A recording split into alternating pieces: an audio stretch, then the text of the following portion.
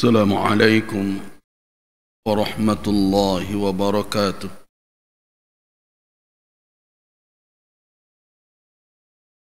الحمد لله الذي خلق الموت والحياة ليبلو الناس أيهم أحسن عملا. أشهد أن لا إله إلا الله، أشهد أن محمد رسول الله. اللهم صل وسلم على عبدك ورسولك وحبيبك محمد بن عبد الله وعلى آله وأصحابه ومن والاه، أما بعد. عباد الله، قال الله تبارك وتعالى في كتابه الكريم: أعوذ بالله من الشيطان الرجيم. ومن الناس من يتخذ من دون الله أندادا يحبونهم كحب الله الذين آمنوا أشد حبا لله ولو يرى الذين ظلموا إذ يرون العذاب أن القوة لله جميعا وأن الله شديد العذاب. صدق الله العظيم. عباد الله، jemaah majlis kajian Sirah An-Nabawiyah rahimakumullah. Mengawali kajian kita pada pagi ini, kita membaca firman Allah Subhanahu wa taala yang terdapat dalam surat Al-Baqarah ayat yang ke-165. Ayat ini berisikan tentang al-mahabbah, kasih sayang dan kecintaan kepada sesuatu. Allah Subhanahu wa taala memberitakan pada kita semua karakter sebagian umat manusia yang terkadang menjatuhkan cintanya melebihi daripada cinta kepada Allah, kepada selain Allah, menyayangi selain Allah melebihi cinta kepada Allah. Padahal Allah Subhanahu wa taala telah mengingatkan bahawa orang-orang yang beriman semestinya kecintaan mereka itu kepada Allah melebihi dari segala-galanya. Namun sebagian manusia malah mencintai selain Allah sebagaimana mencintai Allah, dan bahkan ada yang melebihi dari mencintai Allah Subhanahu wa taala. Tentu kecintaan yang berlebihan itu akan membawa bahaya yang paling dekat menghampiri manusia yang terjebak dengan hal yang demikian adalah mereka akan menjadi taklid, mengikut saja kepada orang yang dicintai. Padahal bisa jadi orang yang dicintai itu adalah orang-orang zalim. Dan karena kecintaan itu, mereka menjadi buta melihat hakikat yang sebenarnya, sebagaimana ungkapan pepatah, hubbuka li syai'in yu'amik, cintamu kepada sesuatu membutakanmu. Kalau sudah sayang kepada sesuatu, orang yang mencintai itu cenderung buta, tidak bisa melihat kekurangan. Nah, Tidak sedikit manusia yang terjerat dengan itu. Bahkan sampai kesempatan terakhir mereka hidup di dunia ini, mereka masih terjebak dengan cinta yang keliru itu. Kapan mereka tersadar? Kelak di hadapan Allah Subhanahu wa taala, ketika mereka melihat akibat dari orang-orang yang mereka cintai, mereka sanjung-sanjung, ternyata mendapatkan azab yang dahsyat di sisi Allah, barulah orang yang terlanjur jatuh cinta seperti itu sadar. Kalau begitu keadaannya, ada kerugian yang melebihi kerugian tersebut. Karena itulah makanya diingatkan oleh Allah di dunia ini kepada kita bagaimana karakter cinta seorang yang beriman. Seorang yang beriman tidak ada yang melebihi cintanya, tidak ada yang melebihi cintanya kepada Allah, apapun, siapapun. Dia tidak melebihi cintanya kepada Allah. Misalnya cinta kepada keluarga, cinta kepada pasangan, cinta kepada harta benda, cinta kepada pangkat dan jabatan. Bukan tidak boleh menyukai, boleh saja orang suka dalam batasan-batasan tertentu. Tapi kecintaannya kepada Allah itulah segala-galanya. Cinta yang lain itu tidak boleh melebihi cintanya kepada Allah. Itu yang dikatakan oleh Allah, alladzina amanu ashaddu hubban lillah. Orang-orang yang beriman lebih dahsyat kecintaannya kepada Allah melebihi dari cinta kepada apapun dan kepada siapa. Namun kenyataannya di dalam kehidupan manusia ada saja manusia-manusia yang mencintai selain Allah seperti mereka mencintai Allah, bahkan melebihi dari cinta mereka kepada Allah Subhanahu wa taala. Akibatnya apa? Mereka akan terseret oleh orang-orang yang mereka idolakan, yang mereka cintai itu ke jurang kemaksiatan, kezaliman. Sudah terseret ke dalam kesalahan itu pun mereka tidak menyadarinya. Kapan mereka sadar? Walau yaral ladzina zalamu idh yarawna al-'adzaba anna al-quwwata lillahi jami'a. Mereka baru tersadar ketika mereka melihat azab Allah kelak, baru mereka sadari ternyata mereka sudah salah menambatkan cinta. Nah, kenapa kita berbicara tentang cinta pagi ini?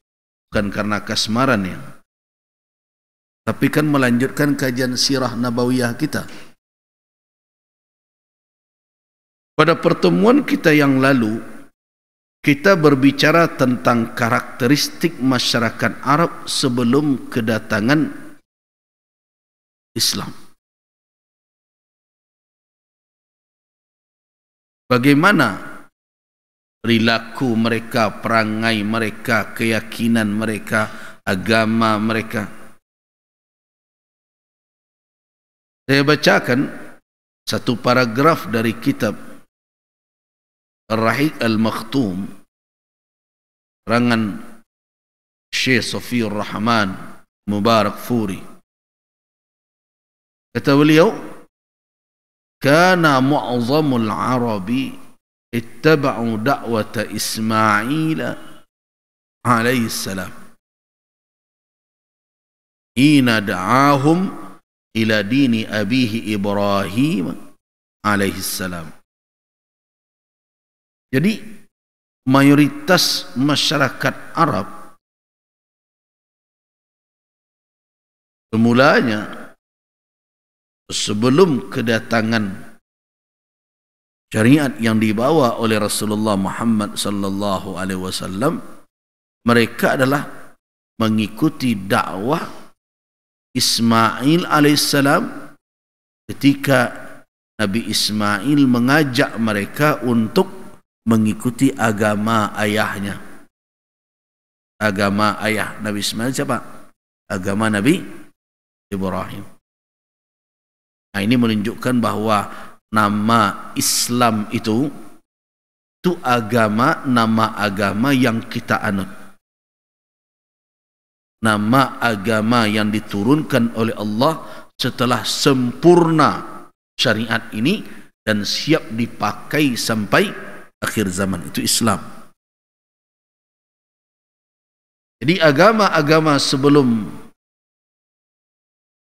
Islam itu tidak disebut atau tidak dinamai dengan Islam, tetapi disebut din nabi-nabi yang diutus. Jadi dinu Musa, agama Ibrahim, agama Isa.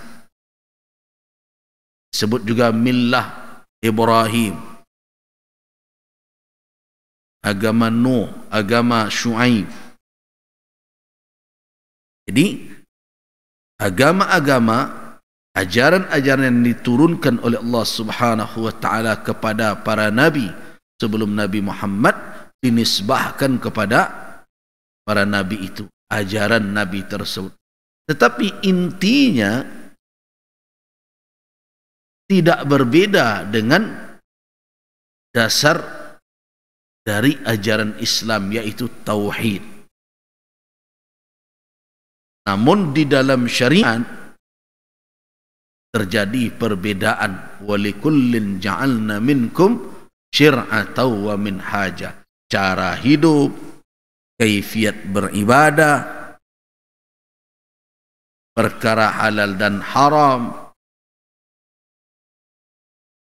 itu terjadi perbedaan-perbedaan. Karena itu puasa pada umat Nabi sebelumnya tidak sama kaifiatnya dengan puasa yang disyariatkan kepada umat Nabi Muhammad sallallahu alaihi wasallam. Apakah nabi-nabi sebelumnya berhaji juga? Iya. Apakah mereka juga beribadah menyembah Allah? Pasti. Tetapi bagaimana kaifiat ibadah mereka? Apakah seperti solat yang kita lakukan? Tidak. Syariat itu berbeda. Tetapi dari sisi akidah, dari sisi keimanan, apakah ada perbedaan? Tidak. Seluruh para nabi itu mengajak umat mereka untuk apa? Ani'budullah, sembahlah Allah. Dan nabi-nabi mereka mengatakan, malakum min ilahin, tidak ada Tuhan yang berhak kalian sembah melainkan Dia, hanya Dia saja. Jadi ajaran itu berintikan tauhid sampai kepada Islam. Namun syariat mereka berbeda, dan itu dikhususkan untuk kaum-kaum tertentu. Karena itu tidak mengherankan dalam satu masa kadang hadir dua nabi yang saling menguatkan satu sama lain. Seperti Nabi Musa dengan Nabi Harun, Nabi Isa dengan Nabi Yahya dan Nabi Zakaria. Dan baru setelah diutus Khatamul Anbiya wal Mursalin, penutup para nabi dan rasul, disempurnakan syariat itu. Disempurnakan ajaran agama oleh Allah, dan ajaran agama tersebut tidak ada lagi penggantinya sampai hari kiamat tiba. Nah, agama yang telah sempurna itulah untuk dipakai oleh umat manusia sampai hari kiamat. Itulah Islam. Jadi penamaan Islam dipakaikan untuk apa? Untuk agama yang diturunkan kepada Rasulullah Muhammad sallallahu alaihi wasallam.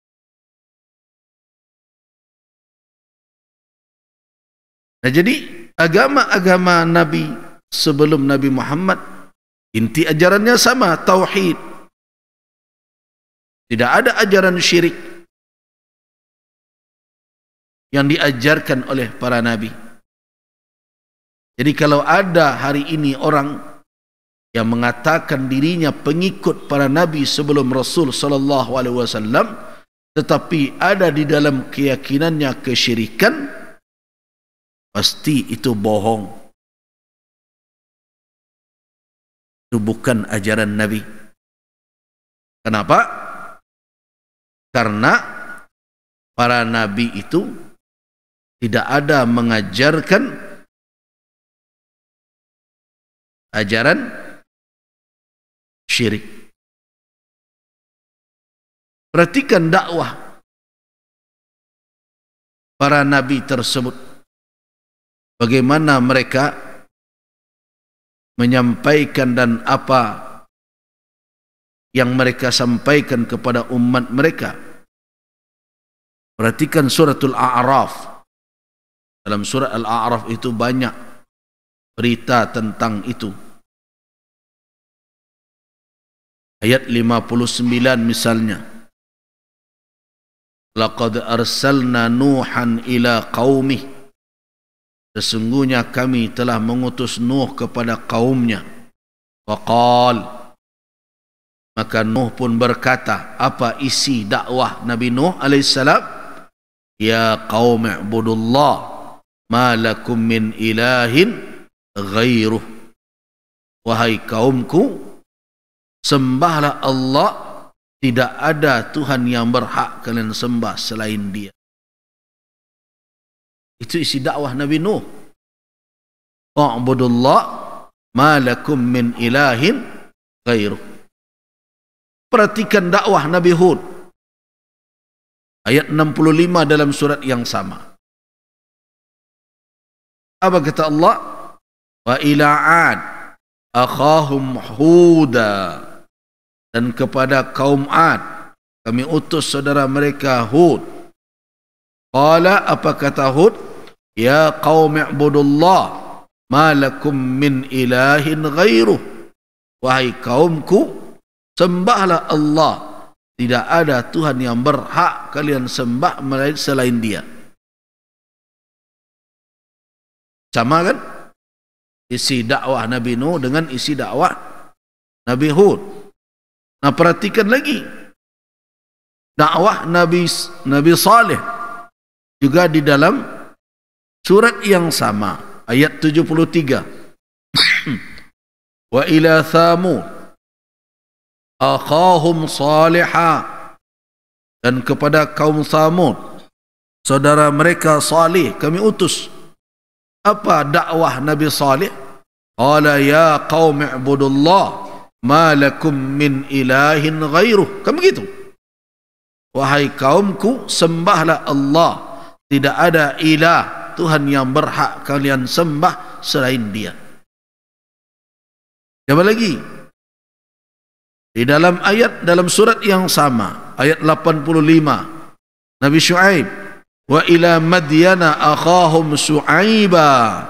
Dan di Kemadian, saudara mereka Syuaib. Apa isi dakwah Nabi Syuaib? Ya qaum i'budullah, wahai kaumku, sembahlah Allah, ma lakum min ilahin ghairuh. Nah, itulah dalil-dalil yang menjadi alasan bagi para ulama untuk memastikan tidak ada keraguan lagi padanya, bahwa dakwah para nabi sebelum Nabi Muhammad adalah dakwah tauhid. Dakwah tauhid. I'budullah, sembahlah Allah, ma lakum min ilahin ghairuh. Tidak ada Tuhan yang berhak kamu sembah selain Dia. Nah, kesempurnaan ajaran itu nanti sampai di tangan Nabi Muhammad sallallahu alaihi wasallam. Nah, agama yang telah sempurna utuh yang telah siap dipakai sampai hari kiamat tiba, itulah yang disebut dengan Islam.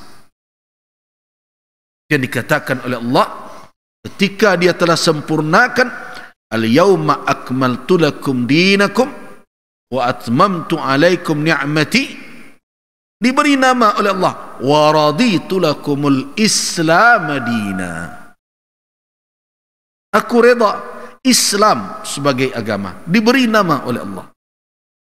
Nah, karena itu tak usah pakai tambah-tambah. Itu nama yang telah sempurna, tak perlu pakai Nusantara, tak perlu pakai kemajuan, perlu pakai apa-apa.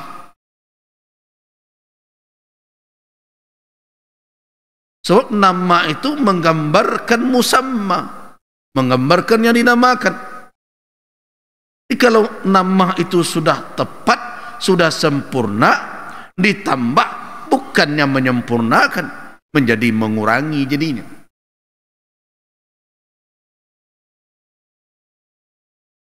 Mengurangi, mereduksi kata. Karena Allah memberikan nama agama yang kita anut, yang dibawa oleh Rasulullah dengan disempurnakan seluruh syariat dari semenjak dahulu Adam alaihissalam sampai kepada baginda Nabi Muhammad sallallahu alaihi wasallam, disempurnakan oleh Allah, dan inilah yang siap dipakai. Artinya apa? Siap dipakai. Seluruh ajaran yang lain yang siap dipakai sampai akhir zaman ada di dalam syariat Islam. Berbagai ajaran syariat di masa lalu yang tidak siap lagi dipakai telah dinasakh, dihapus oleh syariat Islam. Tinggallah satu-satunya syariat yang harus dipakai, diimani, diyakini kebenarannya oleh umat manusia sampai hari akhir tiba, hanya satu saja, Islam. Itu keimanan kita itu, Bapak.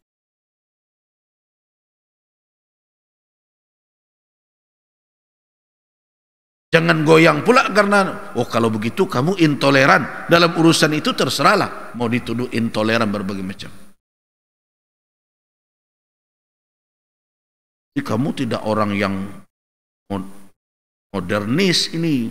Orang kita harus mengakui juga kebenaran yang ada pada orang lain. Dalam urusan agama tidak.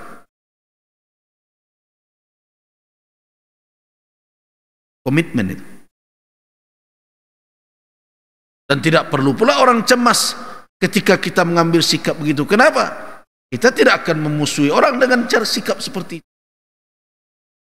Kita meyakinkan diri kita, meneguhkan posisi kita, bahwa bagi kita Islam itulah satu-satunya yang kita ridai sebagai din agama kita. Sebagaimana Allah hanya meridai Islam sebagai agama yang dianut oleh hamba-hamba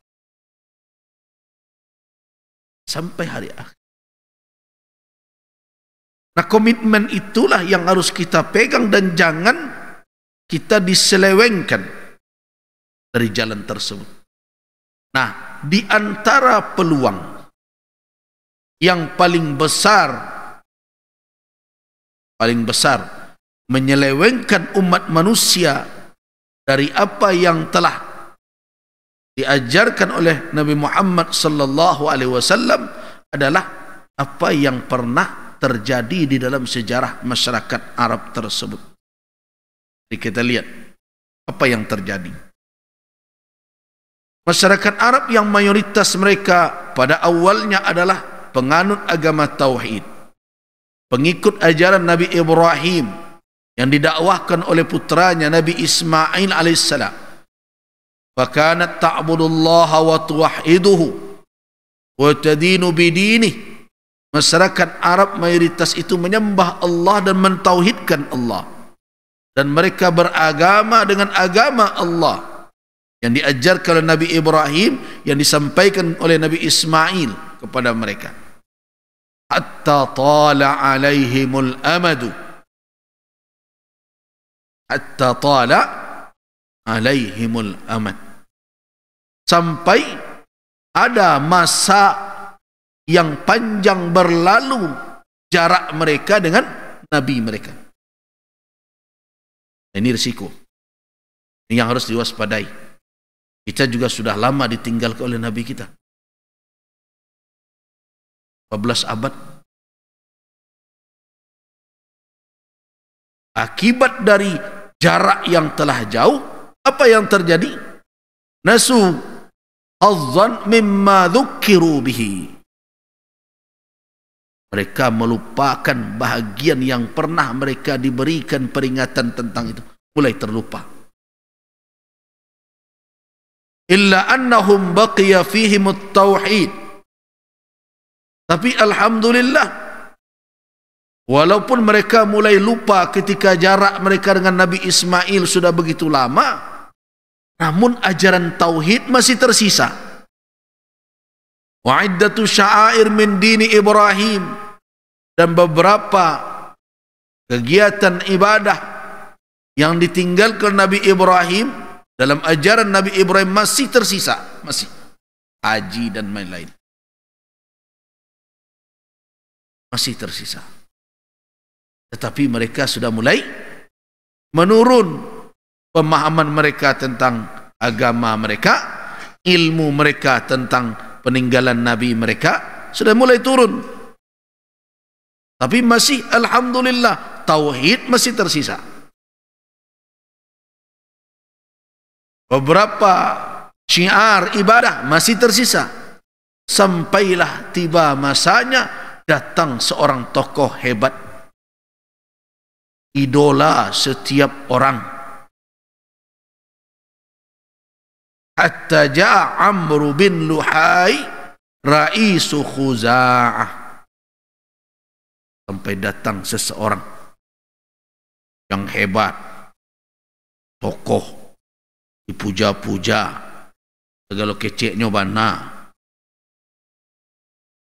adonan salah, antiang, tak bersekolah nak, sarpe ijazah, macam lah pokoknya hebat. Ikan sekarang kini kan banyak. Honoris causa ndak jalan.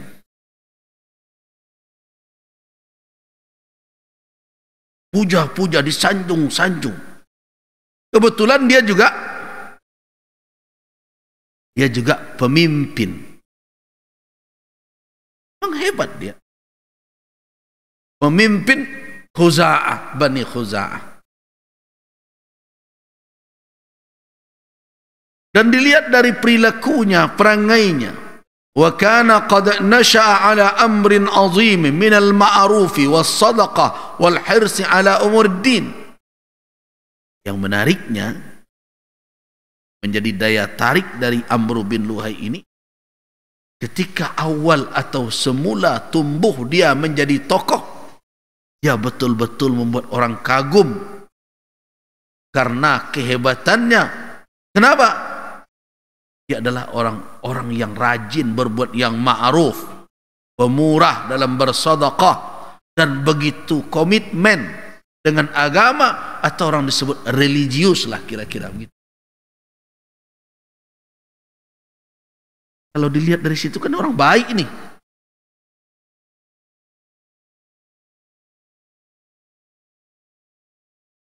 Nah, dari tampilan yang seperti itu, dari sikap dan perilakunya yang menarik itu, wa ahabbahun nas, jatuhlah sayang orang kepadanya,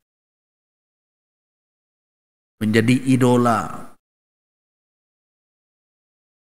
setiap lapisan masyarakat, dari mak-mak sampai ibu-ibu, sama saja kan.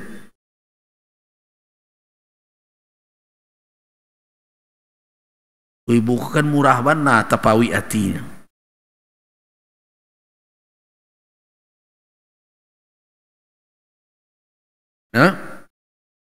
Wa ahabbahun nas, dia dicintai oleh orang banyak. Wa danu lahu dhannan minhum annahum min akabirul ulama wa afadilil awliya. Dan mereka mengikutinya dalam beragama segala kata dan perbuatannya dituruti, karena mereka menduga, tentu dengan berbagai macam dugaan-dugaan, dia adalah ulama besar, dia adalah wali Allah. Nah, hati-hati sekarang banyak-banyak begitu. Tidak sedikit ceramah-ceramah hari ini yang berlebih-lebihan menyanjung si fulan dan si fulan. Hingga ada pula yang mengatakan dia bolak-balik mi'raj dalam semalam beberapa kali. Cerita karamat di mana-mana, yang sampai menghidupkan orang mati dan sebagainya. Tidak sedikit jamaah yang terjerat dengan cara-cara seperti itu. Jemaah gurunya pakai merah putih, kopiahnya dia pakai pula merah putih.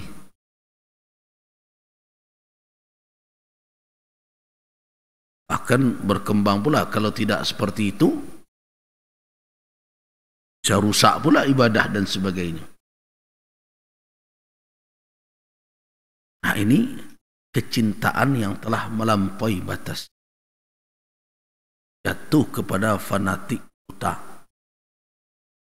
sehingga apa saja yang dilakukan oleh gurunya karena dengan anggapan dia ulama besar, dengan berbagai gelar-gelar mungkin yang dihadirkan. Sekarang kan banyak gelar-gelar. Siapa yang bisa memverifikasi gelar itu? Dia adalah kutub, dia adalah wali gaus, dia adalah berbagai macam penghulu para wali dan sebagainya. Jadi berhati-hati dengan gaya-gaya ceramah atau penampilan yang seperti itu, yang tujuannya apa? Membuat kita menjadi tersangkut dengan mereka dan mencampakkan akal kita. Ingat, beragama itu tidak boleh membuang nalar. Sehingga tidak sedikit dengan karena itu dieksploitasi. Coba lihat, tidak bisa dipungkiri bahwa kuburan-kuburan yang dikatakan keramat itu malah menjadi alat untuk mencari apa? Materi. Berkarung-karung hasil infak ziarah.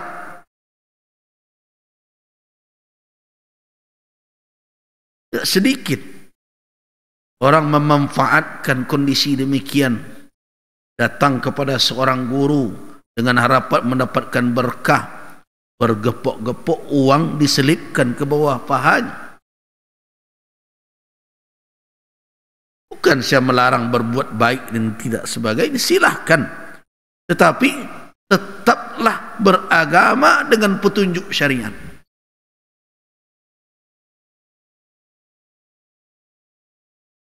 Bayangkan ada yang mau kadang meminum air cucian kakinya dan berbagai macam.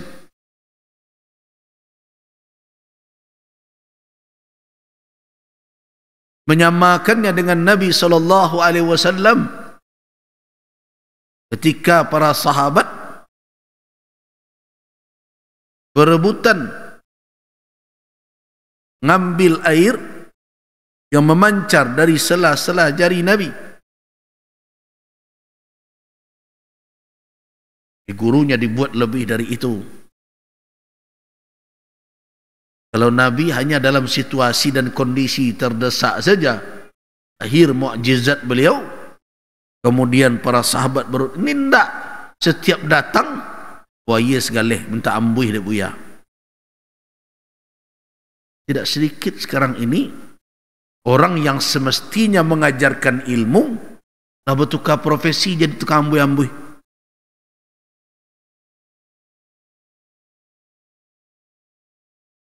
Nah, kenapa itu terjadi? Karena ada kecintaan yang sengaja didramatisir, akhirnya melebihi cinta kepada Allah Subhanahu wa taala. Nah, kalau cinta sudah berlebihan, nih tidak jalan. Padahal inilah di antara persyaratan seorang manusia dituntut beragama selama ada. Kalau tidak ada, ikut jadi tuntutnya beragama boleh. Kau tidak patut awak bertanya ke orang gila di luar, apa kau tak solat pak-pak. Kalau ada nak bertanya mereka tu, nak bertanya tu mungkin sama je nak ditanya tu.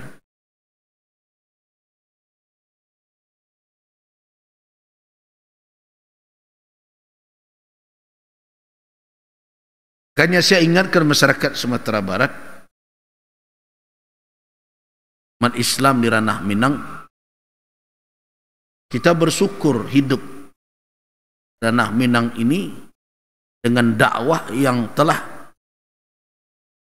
diperjuangkan oleh para ulama kita terdahulu, sehingga kita tidak mudah terjebak kepada cara-cara seperti itu. Kita tidak terjebak dengan kefanatikan yang berlebih-lebihan seperti itu. Karena itu kan heboh-heboh orang bertengkar perkara nasab di seberang, di Jawa sana. Banyak yang datang bertanya, bagaimana sikap Buya dengan perdebatan tentang nasab di sana? Saya katakan tidak usah dibawa pula ke Sumatera Barat. Berdebat saya di sana menghabiskan hari nak bagi kami, kalau dia pasti keluarga Nabi, kami sudah menghormatinya. Dengan apa? Dengan mengucapkan salawat terus setiap salat kami. Allahumma salli ala Muhammad wa ala ali Muhammad. Tapi dengan 14 abad jarak antara Nabi dengan orang saat ini, yang bisa jadi dengan silsilah nasab itu yang sudah bercampur baur dengan yang lain, sehingga kalau ada yang sampai mengatakan dia keturunan Rasul dengan husnuzannya, ya kita hormati dalam batasan yang wajar. Bagi kita, kalau dia seorang keturunan Rasul sekalipun, tapi ukuran penghormatan adalah iman dan ilmu.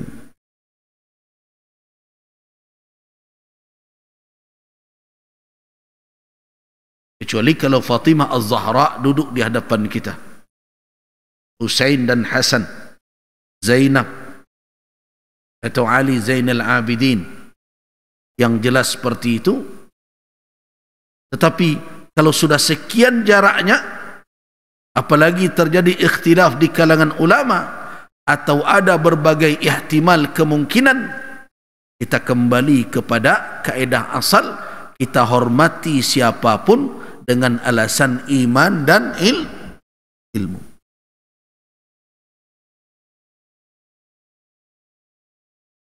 Dan itu yang dikatakan oleh Allah, yarfa'illahu alladhina amanu minkum alladhina utul ilma darajat. Iman dan ilmu menjadi ukuran naiknya seseorang di sisi Allah. Kalau begitu Allah memperlakukan hambanya, maka seperti itu pula lah kita memperlakukan Allah.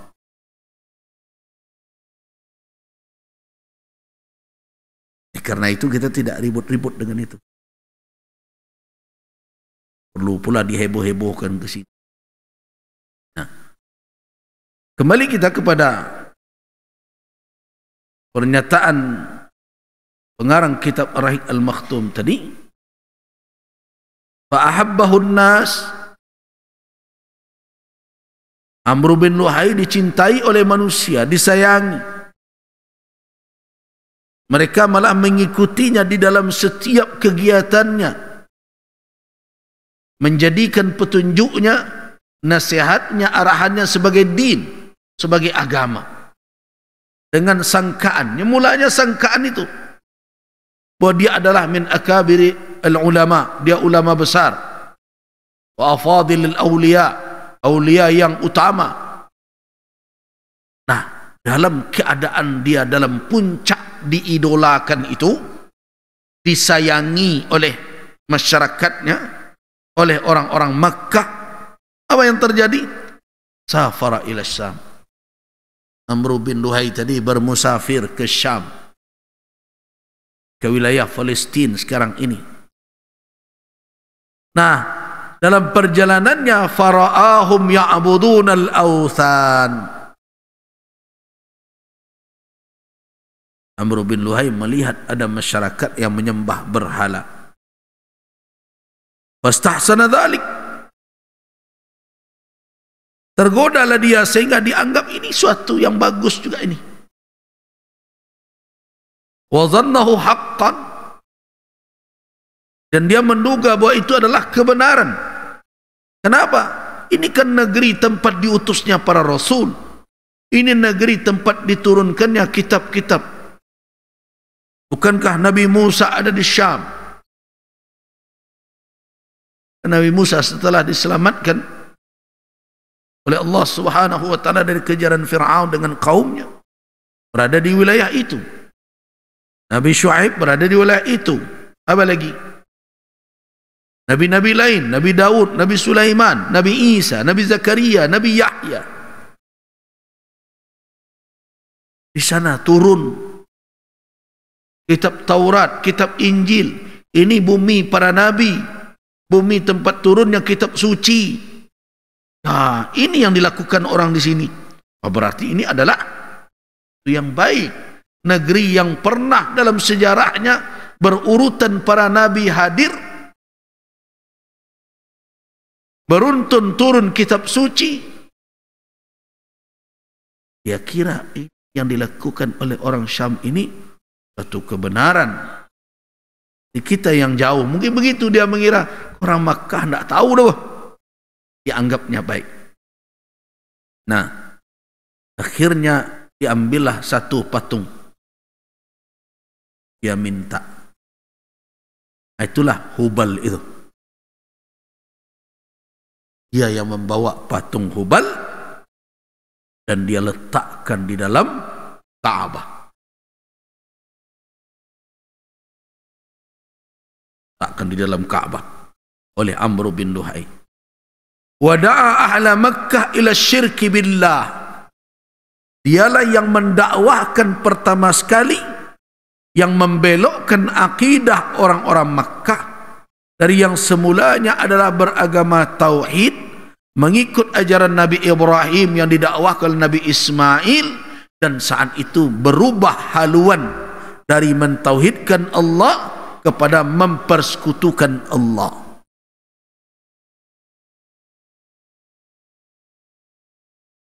Nah, kenapa orang-orang Makkah memenuhi ajakan Amr bin Luhai?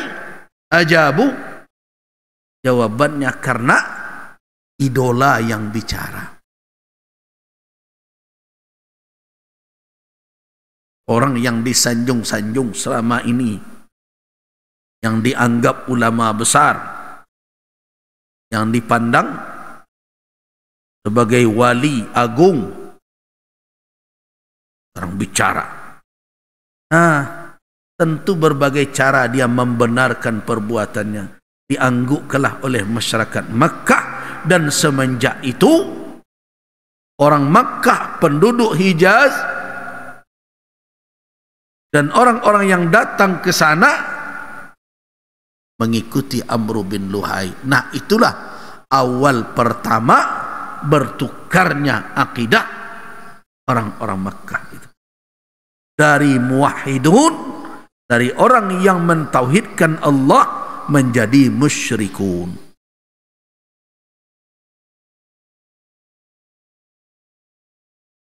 Nah, hati-hati. Sejarah itu bisa berulang.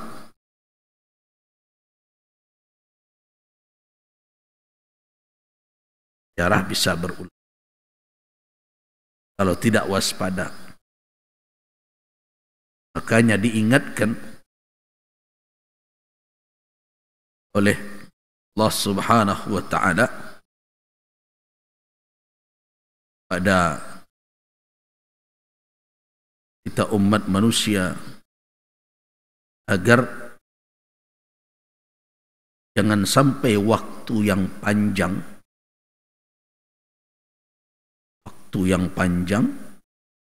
jarak antara kita dengan Nabi sallallahu alaihi wasallam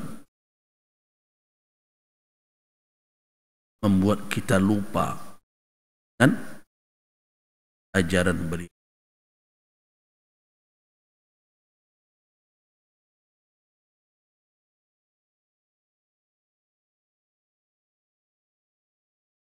Perhatikan firman Allah Subhanahu wa taala dalam suratul ayat yang ke-16.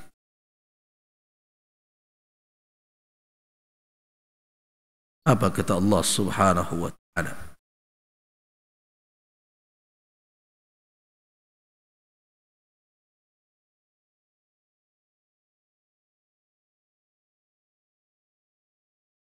Alam ya'ni lilladzina amanu an takhsha'a, sudah yang dia.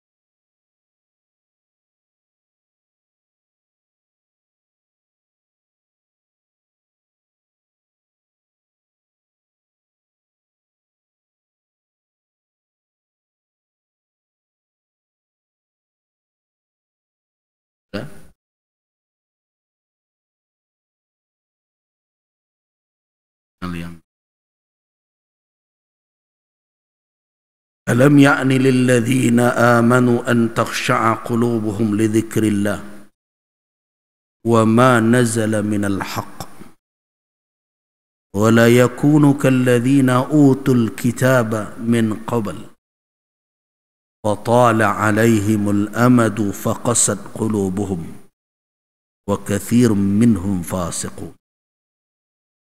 Ayat 16 surat Al-Hadid. Belumkah tiba saatnya untuk orang-orang yang beriman? Belumkah tiba saatnya bagi orang-orang yang beriman untuk tunduk, khusyuk kalbu mereka berzikir, tunduk kepada berzikir mengingat Allah, atau tunduk kepada peringatan yang diberikan oleh Allah.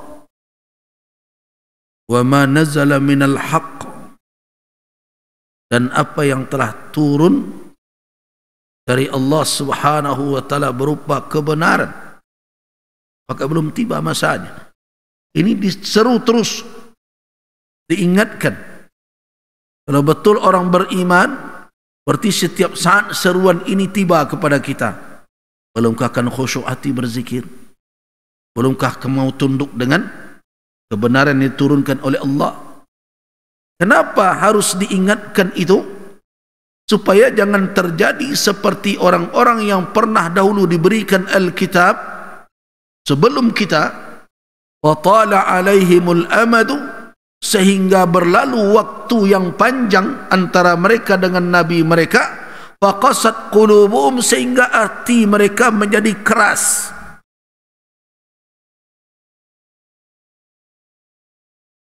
Jadi kalau tidak hati-hati, apa yang terjadi pada masyarakat Makkah di masa Amr bin Luhai itu bisa terjadi pada kita. Na'udzubillahi min dzalik. Tidak sedikit orang hari ini yang berkeyakinan aneh-aneh.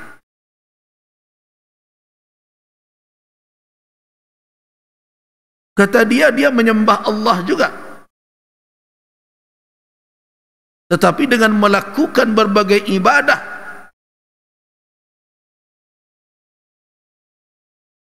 dan menghadirkan berbagai keyakinan, menisbahkannya, menghadapkannya kepada makhluk, padahal ibadah dan keyakinan itu tidak boleh dilekatkan kepada makhluk itu. Sebab menisbahkan sesuatu yang hanya milik Allah saja diberikan kepada makhluk berarti mempersekutukan Allah dengan yang lain.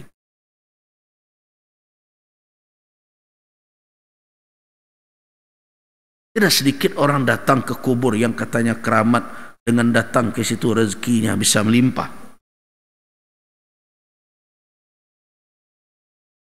Tapi kalau dikatakan kepada orang itu, kenapa kamu? Oh, kami tidak meminta ke kuburan.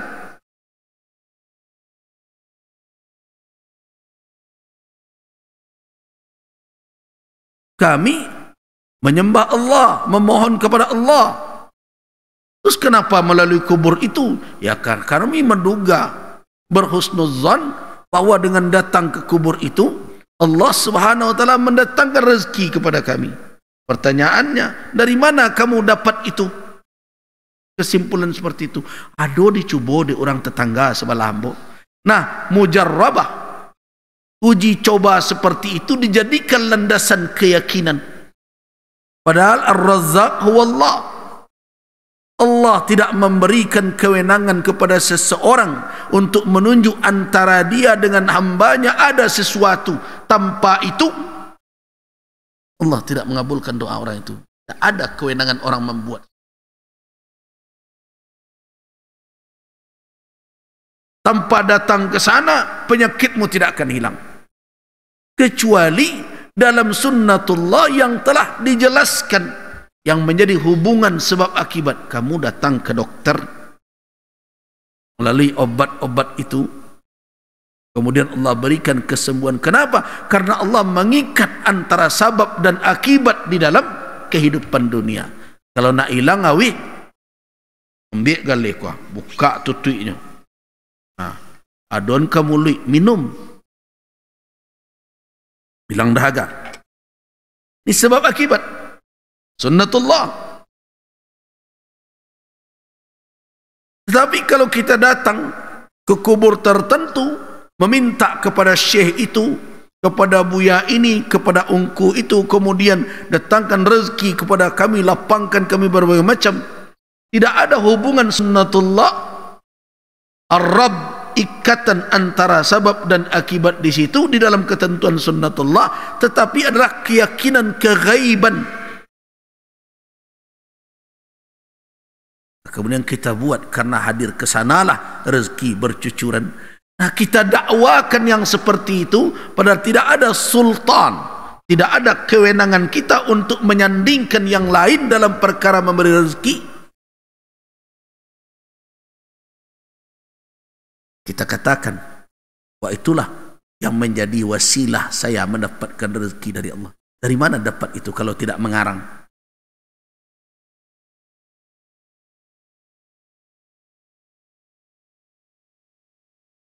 Nah, banyak orang yang mengatakan bahwa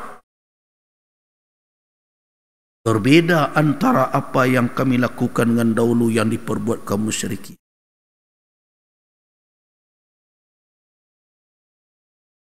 Padahal kalau kita lihat, perhatikan bagaimana i'tiqad, keyakinan kaum musyrikin ketika mereka menyembah berhala dan sebagainya itu. Perhatikan surah Az-Zumar ayat 3. Ala lillahi ad-dinul khalis walladzina ittakhadhu min dunillahi awliya'a ma na'buduhum illa liyuqarribuna ila Allahi zulfa. Inna Allah yahkumu bainahum fima hum fihi yakhtalifun. Inna Allah la yahdi man huwa kadhibun kaffar. Ketahuilah, ad-din lillah. Tahu makna ad-din lillah? Agama itu milik Allah. Dalam ayat lain, di dalam berdoa, di dalam beribadah, kita disuruh mengikhlaskan din lillah. Kan begitu? Dalam surat Al-Bayyinah apa bunyinya? Wa ma umiru illa liya'budullaha mukhlishina lahuddin. Mereka tidak diperintahkan melainkan beribadah kepada Allah mukhlisin, dalam keadaan ikhlas, lahuddin, mengikhlaskan din untuknya, untuk Allah. Din itu adalah lahu, lillah. Dalam ayat ini begitu. Di awal diperingatkan oleh Allah, ketahuilah oleh kamu sekalian, lillahid dinul khalis.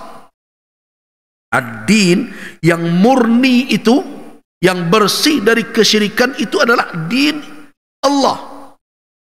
Artinya apa? Dikatakan ini agama Allah, Allah yang punya. Ada dua makna. Jadi kalau kita menyebut ini agama Allah, setidaknya dua makna hadir itu di dalam pernyataan itu. Pada ibu-ibu ingat-ingat, catat-catat itu. Kalau kita mengatakan ini agama Allah, Islam ini adalah agama Allah, agama ini Allah yang punya. Apa maknanya itu? Yang pertama, hanya dialah yang punya hak untuk mentasyri', mensyariatkan din ini. Di agama ini diambil dari wahyunya, bukan dari kreativitas kita, bukan dari sangka-sangkaan kita.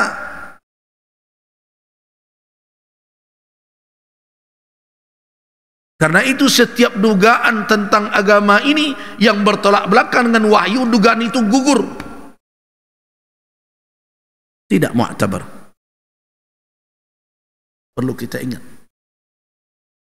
Jadi kalau kita bicara ad-dinu lillah atau lillahid din al-khalis, apa maknanya?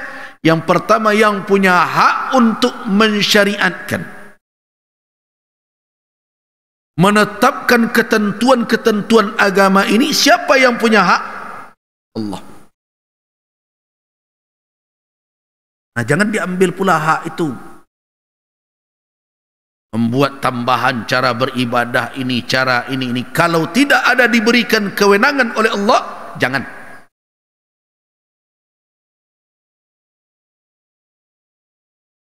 Itu orang yang mengikhlaskan agama lillah. Itu makna pertama. Jadi kalau memang mengikhlaskan agama lillah, kita sebut lillahi ta'ala, lillahi ta'ala. Apa maknanya lillahi ta'ala? Yang pertama adalah tuluslah menerima bahwa yang berhak untuk menetapkan din yang akan kita pakai ini hanya Allah. Kepada siapa Allah turunkan syariat itu? Bukan kepada kita awalnya. Untuk kita ya, tetapi diturunkan kepada Rasulnya, Mustafa min Ibrahim. Rasul sallallahu alaihi wasallam bertugas menjelaskannya, yang dikatakan din lillah. Dan tidak ada manusia yang akan melebihi Rasulullah dalam memahami agama ini, karena beliaulah yang bertanggung jawab memberikan penjelasan. Din lillah. Artinya apa? Kita tidak punya kewenangan membuat agama ini. Kita tidak punya kewenangan menambah-nambahnya. Kita tidak punya kewenangan menguranginya. Dan kita tidak punya kewenangan merubahnya.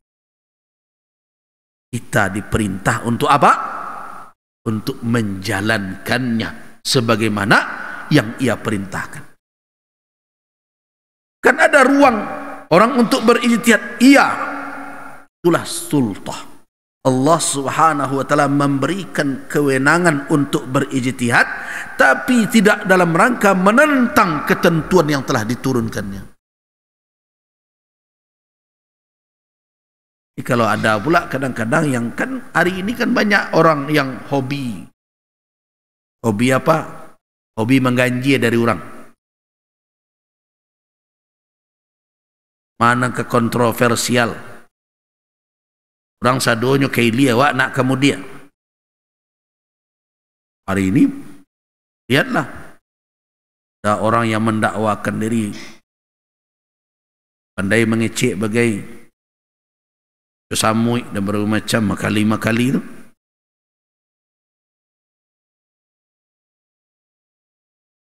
Tidak ada kewenangan siapapun. Jadi kalau kita mau menyatakan agama ini hanya milik Allah, maknanya Dia yang berhak mensyariatkan. Yang kedua, Pak, seluruh yang kita lakukan dalam agama ini, dalam kehidupan ini, hanya berhak untuk dipersembahkan kepada siapa? Kepadanya pula. Itu yang dikatakan ad-din lillah. Yang pertama, dia yang berhak mensyariatkan untuk kita lakukan apa yang menjadi din. Kalau urusan dunia sudah diserahkan, selama tidak melanggar pantangan dan larangan, selama tidak bertolak belakang dengan ketentuan-ketentuan jalan dunia. Urusan akhirat, masalah keimanan, tidak boleh masuk di dalam imanmu apa yang tidak ada berita yang sahih dari yang maha tahu dengan yang gaib. Kunci di sana. Masalah ibadah, lakukan sesuai dengan petunjuk yang telah ada di dalam syariat. Jangan kamu karang-karang, tidak perlu kamu tambah-tambah. Tidak. Katanya memuji Rasul, berselawat, tapi diiringi dengan joget dangdut. Ibadah mana yang seperti itu? Kita perhatikan, hari ini aneh-aneh saja. Sebagian orang membenarkan juga karena idolanya. Ayat Al-Quran yang mestinya dibaca dengan penuh kekhusyukan, menambah keimanan. Bukankah perintah Al-Quran, idza quri'al Quran fastami'u lahu wa ansitu? Bukankah tanda-tanda orang yang beriman, idza tuliyat alaihi ayatu zadathum imana? Bukankah orang-orang yang membaca zikir dan bermacam mestinya hati mereka khusyuk? Nah sekarang tidak, baca Al-Fatihah dengan iringan musik.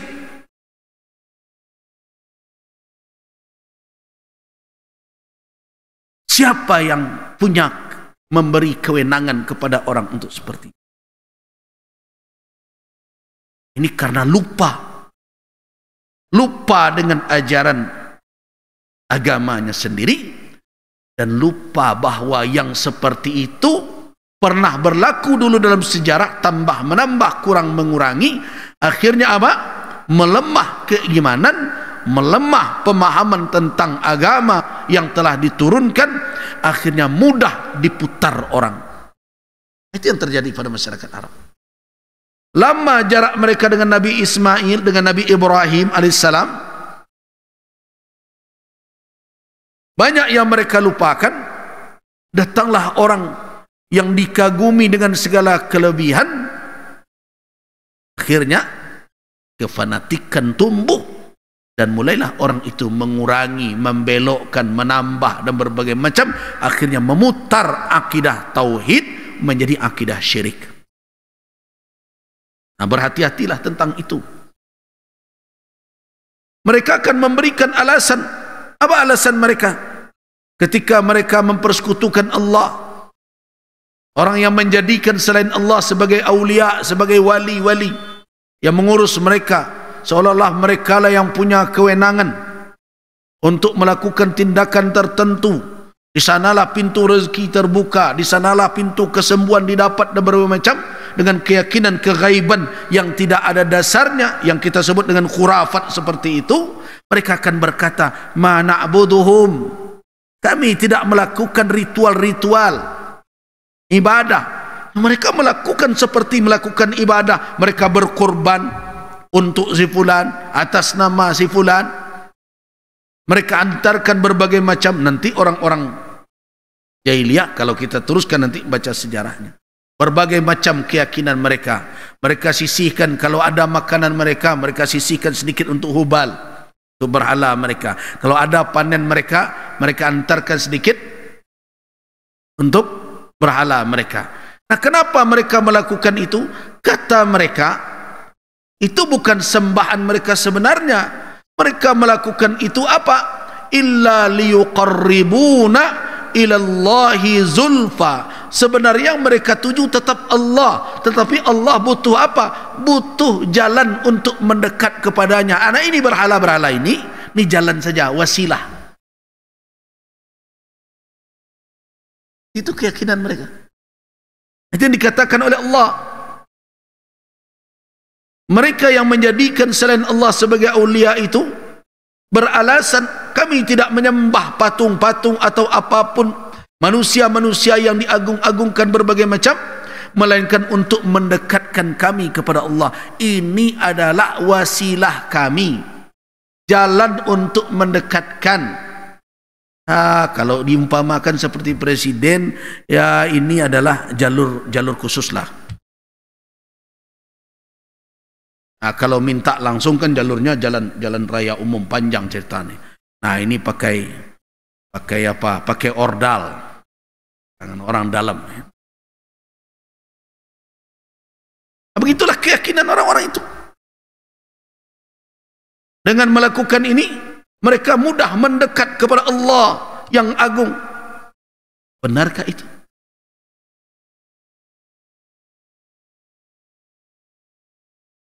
Mereka mungkin di dunia ini tidak mendapatkan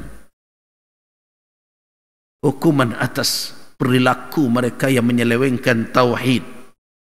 Tapi kelak Allah akan meletakkan hukum dalam perkara yang mereka ikhtilafkan itu.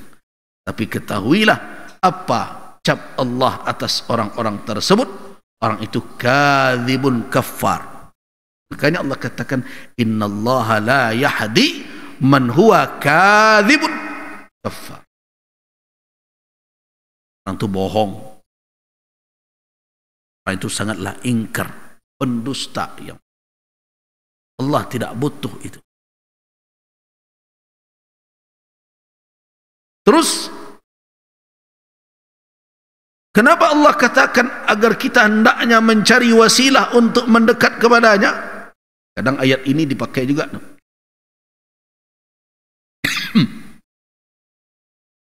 Dan firman Allah Subhanahu wa taala,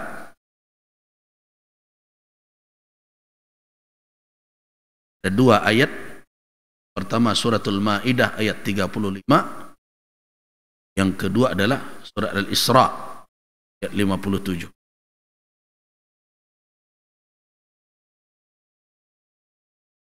Dalam surat Al-Maidah apa kata Allah? Ya ayyuhalladzina amanu taqullaha wabtaghu ilaihil wasilah wajahidu fi sabilihi la'allakum tuflihun. Hai orang-orang yang beriman, bertakwalah kamu kepada Allah dan carilah kepadanya wasilah. Nah ini yang kadang ditafsirkan seperti itu. Tentu tidak mungkin wasilah yang dimaksud seperti cara yang dipakai oleh kaum musyrikin itu. Nah di situ itulah syariat datang. Kalimat wasilah seperti itu tidak bisa ditafsirkan dengan dugaan-dugaan semata. Itu yang dikatakan kalimat mujmal. Kata mujmal itu bayannya adalah dari sahibul kalam. Penjelasannya dari orang yang bicara. Apa yang dimaksud dengan wasilah? Sudah dijelaskan. Wasilah di situ adalah ibadah yang disyariatkan. Keimanan yang diperintahkan. Dengan itulah kita bisa sampai kepadanya. Wabtaghu ilaihil wasilah. Salat itu wasilah. Apalagi zakat itu wasilah. Apalagi zikir itu wasilah. Apalagi ni belajar di majlis ilmu ini wasilah. Jadi tidak ada hak kita untuk membuat wasilah di luar dari yang dibentangkan oleh syariat yang telah ditunjukkan oleh Nabi.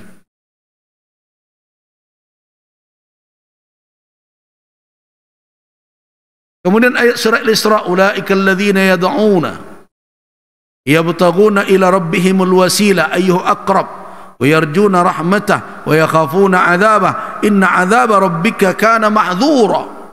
Yati orang-orang yang mereka seru itu, mereka sendiri mencari jalan kepada Tuhan mereka. Jadi wasilah yang dimaksud itu bukan berarti ada wakil-wakil dari makhluk yang memiliki kewenangan-kewenangan tanpa dia orang tidak akan mendapatkan apa yang ada pada Allah Subhanahu wa taala. Tidak begitu. Nah, jadi dari sejarah tadi dapat kita lihat agama tauhid bergeser menjadi keyakinan syirik disebabkan oleh apa? Satu, ada kefanatikan, kecintaan yang berlebihan kepada makhluk.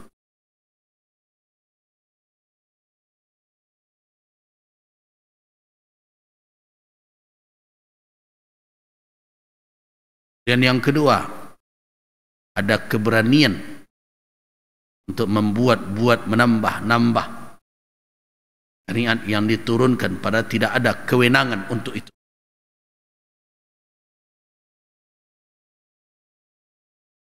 Dan yang ketiga apa? Lemahnya pemahaman umat tentang petunjuk syariatnya. Disebabkan oleh masa yang panjang yang sudah memisahkan antara mereka dengan Nabi. Dan tentu kalau kita lanjutkan lagi, karena kehidupan mereka didominasi oleh kehidupan duniawi berupa material, politik kekuasaan, tunjuk diri secara dunia. Itulah faktor-faktornya itu.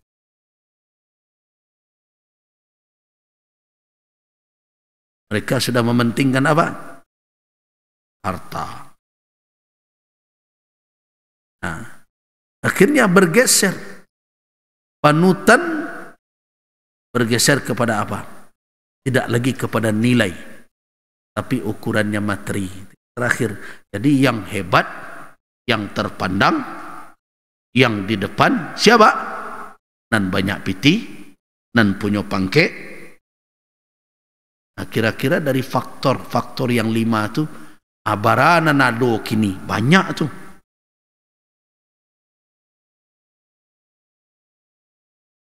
Kalau dikatakan lama jarak, kita sudah 14 tahun abad dengan Nabi. Hati-hati. Kalau dikatakan banyaknya orang-orang yang dicintai kadang melebihi dari Allah dan Rasul, sudah terjadi hari ini.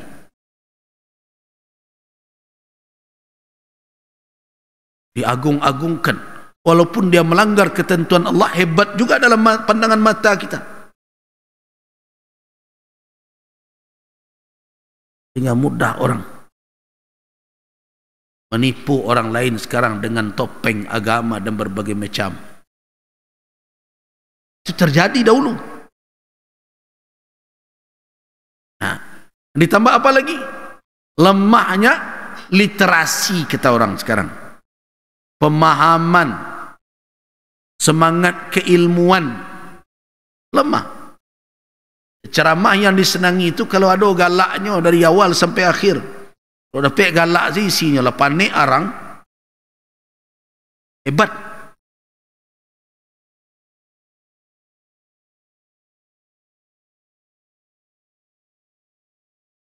Jadi lemah.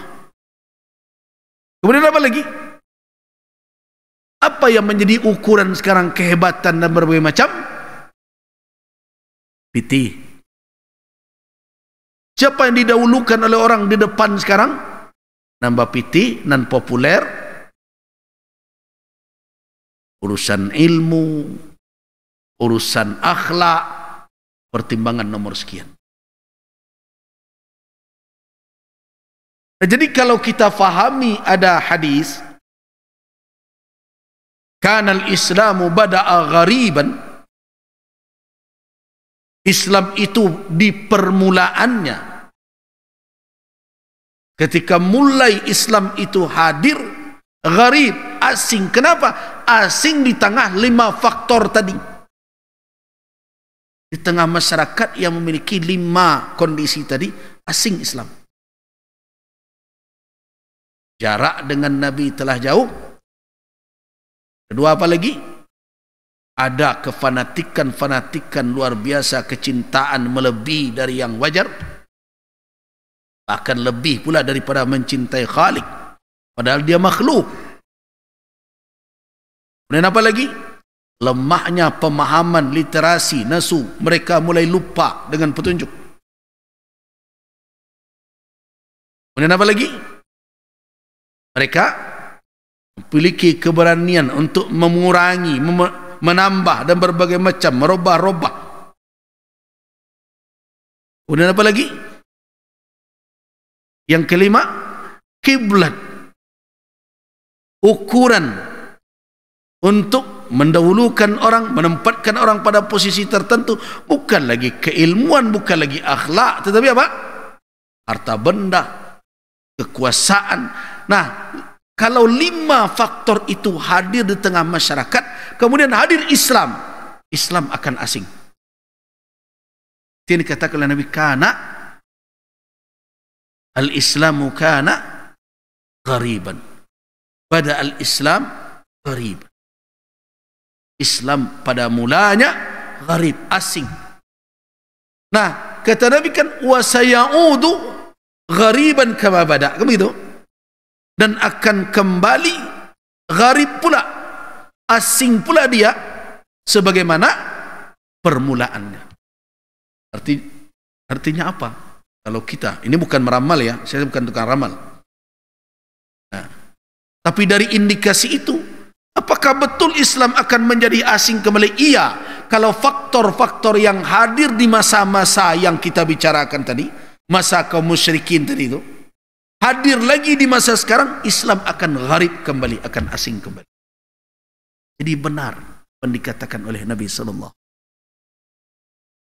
Faktor-faktor itu hadir di tengah masyarakat lagi, maka Islam akan dipandang aneh. Orang-orang yang mempertahankan Islam akan dipandang lucu, dipandang dengan label berbagai macam. Itulah kenyataan. Wasayaudu kama bada.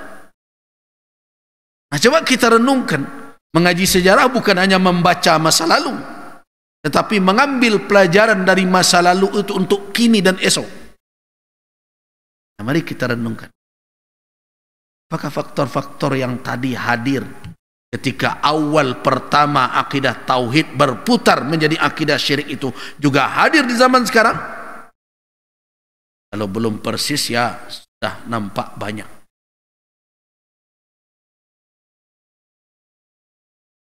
Ya, kita ambil yang pertama tadi.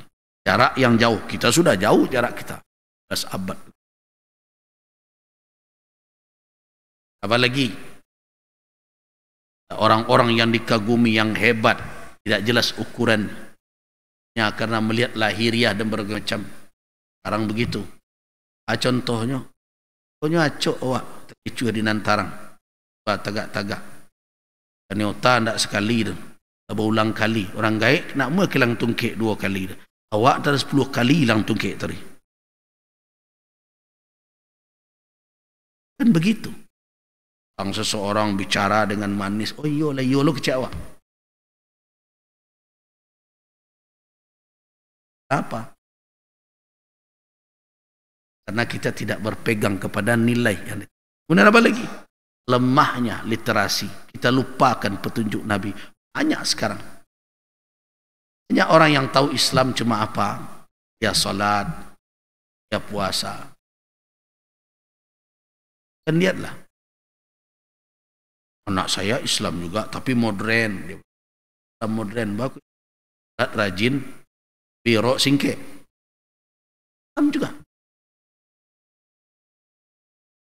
Bangga dia. Saya tidak ikut Arab. Bab jilbab apa itu? Gaya Arab itu. Belajar Islam silakan. Arab tidak usah dibawa ke sini. Itulah kondisinya. Dan sebagian umat mengangguk karena lemah, tidak mau memahami. Bahkan tidak sedikit orang yang menganggap ilmu keislaman ini rendah dibandingkan ilmu lain. Makanya orang banyak yang berani naik ke atas mimbar itu. Siapa ada yang berani buka praktek kedokteran kalau dia tidak bersekolah kedokteran? Ada yang berani. Yo bapak dan ibu saya buka praktek sekarang. Ambil apa teknik mesin. Berani tak? Tak berani. Tapi ini baca bismillah aja tak lurus. dia hafalnya mukaddimah khutbah dikit, dan dia naik ke mimbar itu. Sehati orang diingatkan, inilah menurut Al-Quran Sunnah. Pandang enteng. Apalagi kalau ukuran sekarang yang dipakai, ya sudah, ukuran sudah terbalik-balik hari ini. Seperti yang dikatakan oleh Nabi, tukadzabu fiha as-sadiq, orang yang benar didustakan, orang pembohong sanjung-sanjung jadi orang yang paling benar. Jadi inilah yang kita khawatir. Kalau betul kita belajar tentang sirah Nabawi, belajar kita sejarah Nabi, nah kita memiliki apa? Hadar, kewaspadaan di dalam diri. Hati-hati, kondak zaman nan aman-aman saja doko. Ini bukan zaman yang nyaman-nyaman saja. Ini zaman sedang beresiko besar. Bahaya mengintai di sekeliling kita. Kalau tidak hati-hati, keimanan kita bisa tergelincir. Nah, semangat itulah yang didapat dari kita membaca sejarah. Sudah tuh 1,5 jam kita bicara ini. Mudah-mudahan kita bisa maklumi.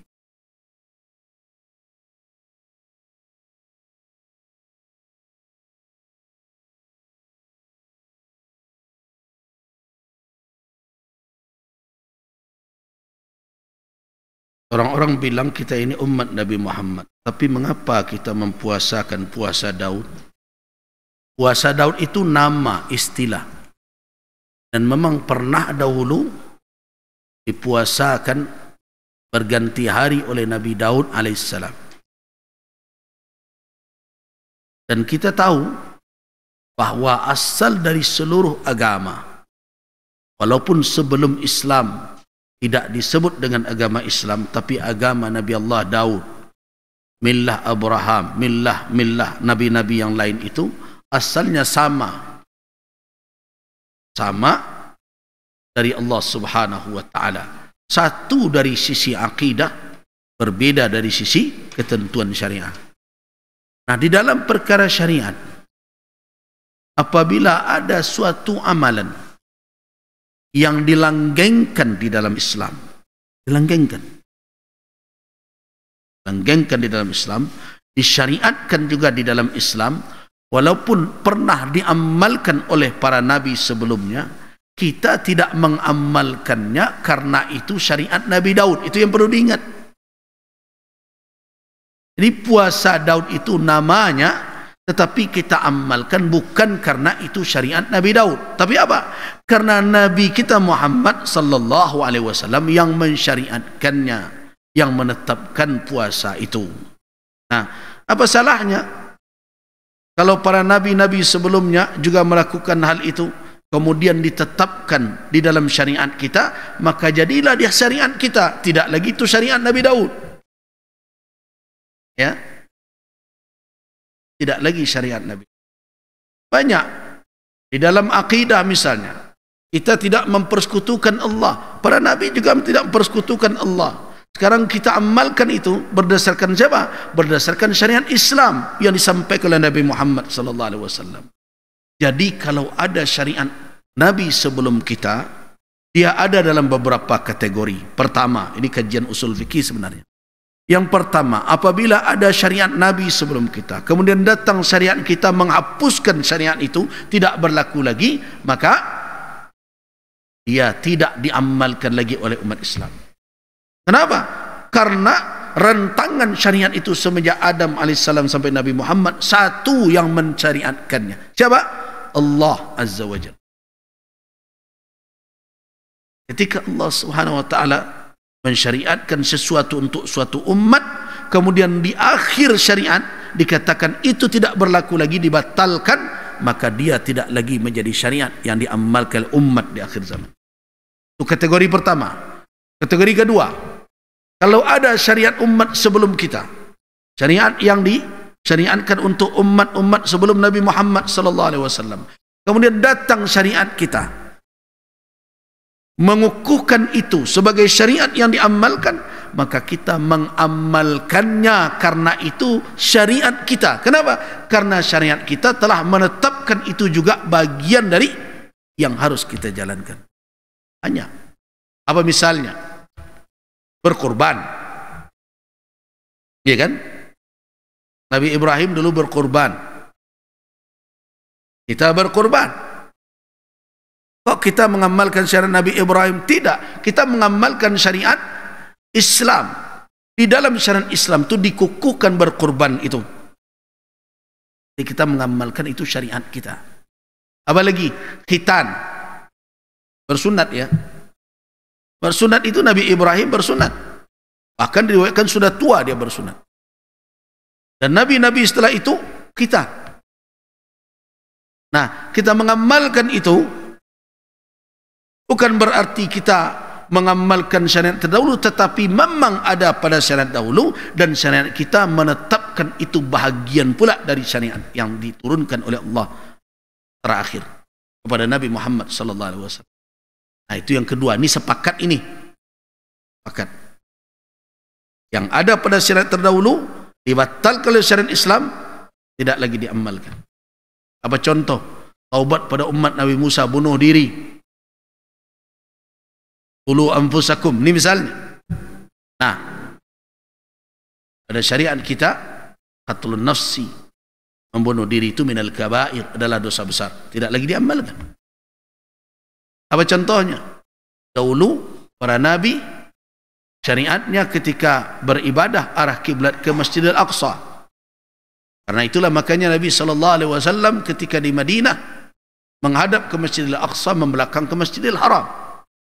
Kenapa? Karena Nabi SAW melanjutkan syariat Nabi sebelumnya. Itulah yang dikatakan oleh Allah, musaddiqan lima baina yadayh. Rasulullah membenarkan apa yang terdahulu. Karena para nabi itu membawa syariat dari Allah Azza wa Jalla. Tapi kemudian datang syariat kita menasakhnya, menghapus, itu tidak berlaku lagi. Turun ayat, wa haitsu ma kuntum fawallu wujuhakum syatrah. Dan dalam ayat, qad nara taqalluba wajhika fis sama' falanuwalliyannaka qiblatan tarda fawalli wajhaka satral masjidil haram. Putar arah wajahmu. Kemana? Ke arah Masjidil Haram. Maka sekarang kita amalkan lagi ke Masjidil Aqsa? Tidak. Orang Masjidil Aqsa saja sudah menghadap ke Ka'bah. Nah, itu syariat terdahulu dihapus oleh syariat kita. Nah, ada yang ketiga. Ini ikhtilaf ulama. Bagaimana kalau ada syariat terdahulu tidak dibatalkan oleh syariat kita dan tidak pula disuruh? Diam saja syariat kita. Nah, ini mahallul ikhtilaf. Kata sebagian lagi boleh diamalkan, sebagian lagi tidak. Tapi itu tidak banyak itu. Temu. Kalau sudah ada dalam syariat kita, harus syariat. Kalau sudah dibatalkan oleh syariat kita, tidak lagi diamalkan. Walaupun yang dilakukan itu benar, adalah petunjuk dari Allah. Tapi persoalan yang mendasar hari ini, apa? Kita sulit percaya dengan apa? Dengan berbagai cerita orang-orang yang mengaku pengikut Nabi, katanya ini adalah perintah Nabi Nabi mereka alaihissalam. Orang pengikut Nabi Isa mengatakan ini menurut petunjuk Nabi Isa. Mereka sudah merubah-rubah kitab mereka, dia punya edisi berbagai macam. Bagaimana kita akan mempercayainya?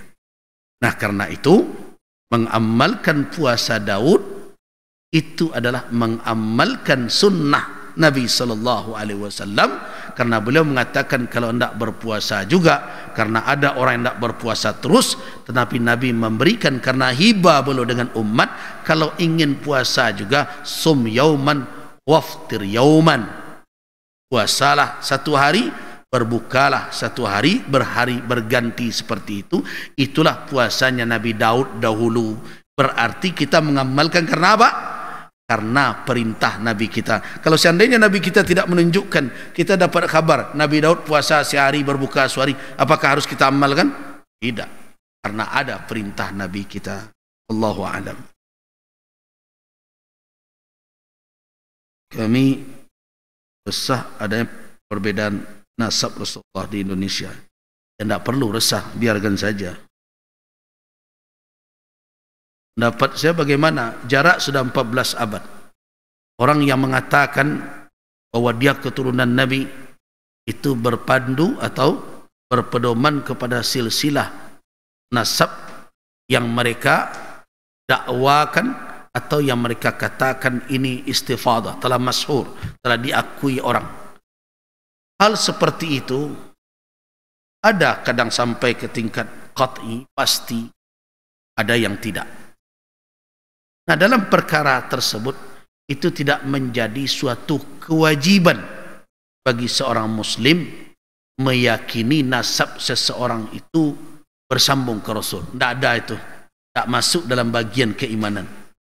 Tetapi kalau mencintai keluarga Rasulullah, siapapun dia, itu adalah perintah bagi kita.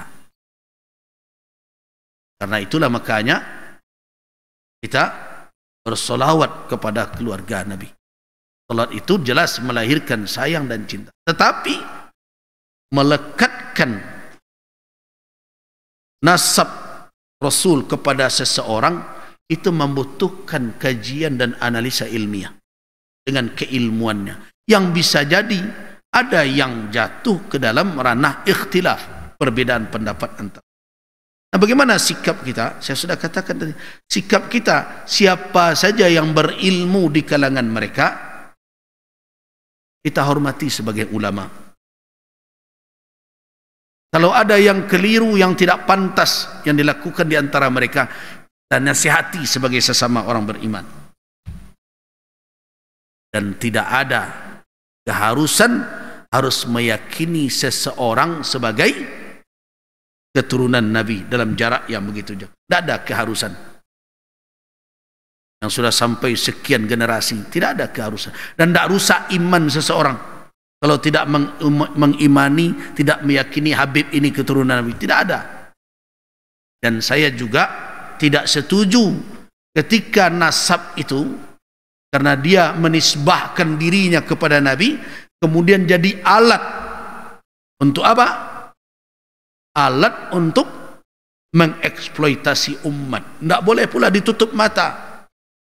Wah, ada sebagian dari orang-orang yang mengaku keturunan Nabi itu membawa cerita-cerita yang isinya khayal. Kita dengarkan di berbagai media. Jadi seluruh kita dituntut di dalam kehidupan dunia ini beramal seperti apa yang ditinggalkan oleh Rasul sallallahu alaihi wasallam.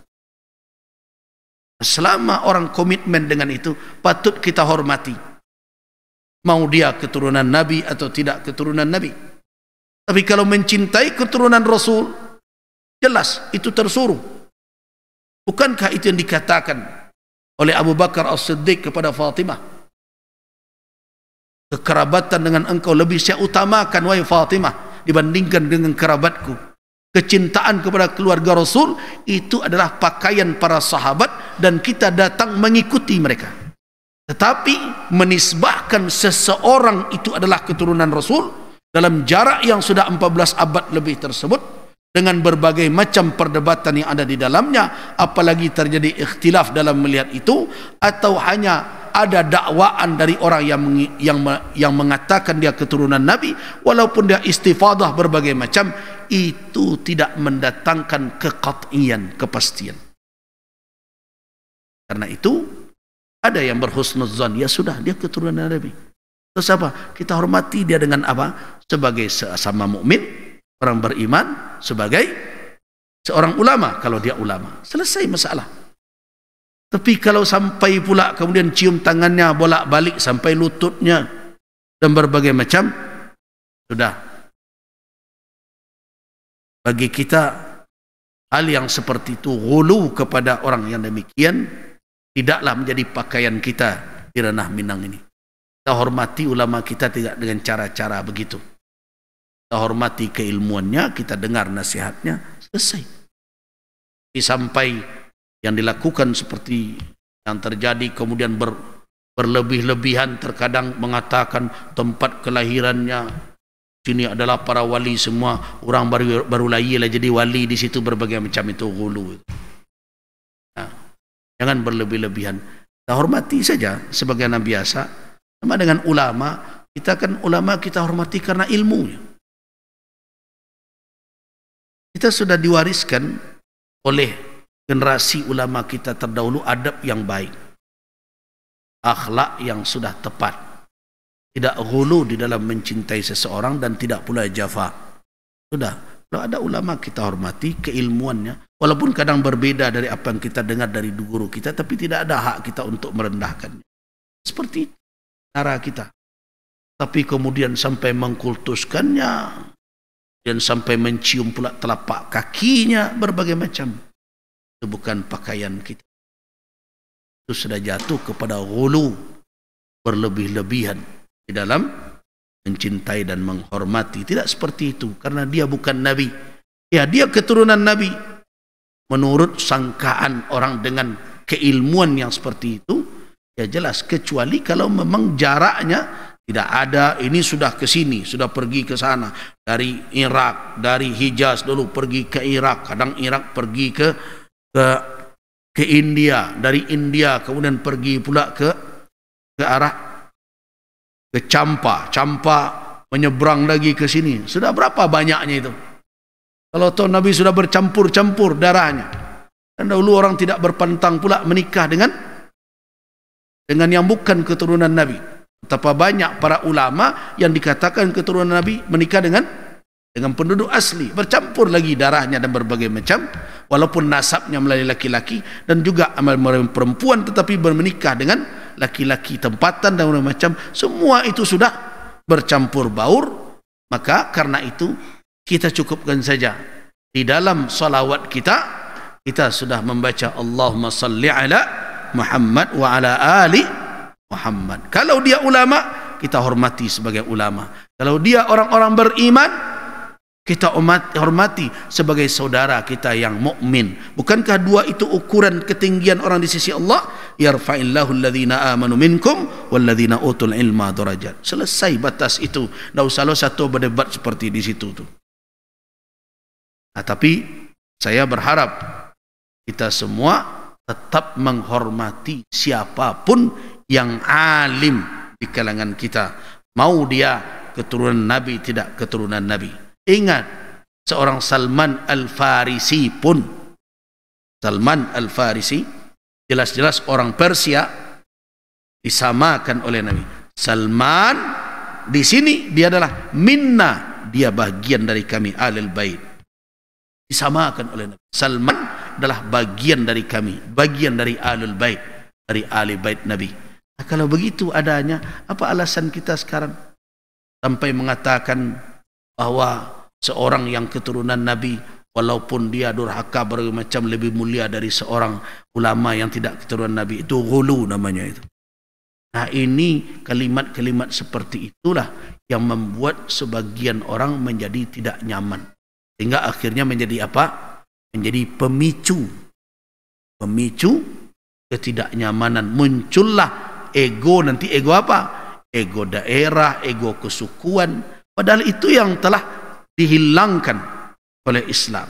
Kita dijadikan oleh Allah bersyu'ub, berbangsa-bangsa, berkabilah-kabilah. Untuk apa diciptakan seperti itu? Lita'arafu, bukan litafakharu, bukan untuk saling membanggakan. Dan Nabi SAW tidak memperlakukan istimewa keluarga beliau dalam sisi keberagaman. Coba lihat apa kata, ya Fatimah, wahai Fatimah, beramallah engkau. Dipanggil oleh Nabi, ya Abbas, wahai Abbas, beramal engkau. Itu keluarga beliau semuanya. Fa inni la ughni ankum syai'a. Ya, tidak bisa melakukan apa-apa membela kamu sekalian hanya dengan karena saya cukup kalian akan, tidak bisa. Kalau tidak beramal tidak mungkin. Begitu Nabi. Makanya Nabi katakan, "Lau kanatil Fatimah bintu Muhammad." Kalau kan Fatimah, seandainya Fatimah binti Muhammad sarakat, laqata'tu yadaha. Itu menunjukkan tidak ada khususan tersendiri dari sisi kecintaan kepada keluarga Nabi. Kita tidak ada berbeda pendapat tentang itu. Tetapi menisbahkan seseorang kepada keluarga Nabi, itu ada kajian tentangnya. Ada yang sepakat ulama padanya, ada yang tidak. Kita hormati mereka semua sesuai dengan ukuran-ukuran penghormatan dan kecintaan di dalam Islam. Wallahu a'lam. Demikian, waffaqana Allah wa iyyakum lima yuhibbu wa yardah, wa billahi taufiq wal hidayah. Assalamualaikum warahmatullahi wabarakatuh.